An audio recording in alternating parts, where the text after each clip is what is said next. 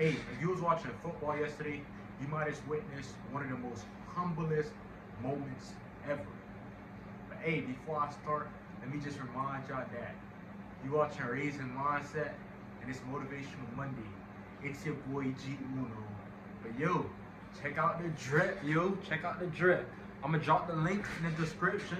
Y'all go copy out some drip. Show some awareness, you feel me? Some support.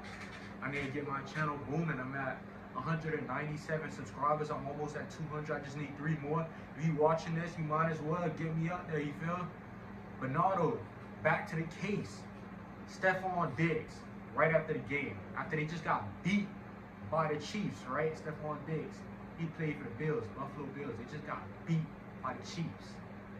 Everybody went to the locker room after the loss, but Stefon, he stayed and he watched the Chiefs celebrate. He watched all of that. And yo, let me tell you, that was the most humblest moment that I've seen. Because he know he didn't win. He accepted that. So he's gonna watch them celebrate because they did their dollar. You feel? But what I got from this too is like, with the whole being humble is you can use that as a motivation to get to the top. He knows that at that moment they weren't the best because they lost. But he can become the best, you feel me? They can become the best. They could bounce back next year and win, for all we know. So what he did was he watched them celebrate, taking all that motivation. And guess what he's going to do the offseason? He's going to grind out. He's going to grind all of it out.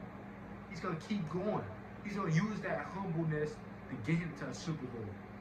But yeah, that was a short and simple message. And I told you I'm at 197 subscribers.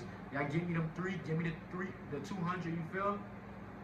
Just get me up. I make these videos for y'all. And yeah, copy out some drip. It was your boy G Uno. You was watching Raising Mindset. It was Motivational Monday.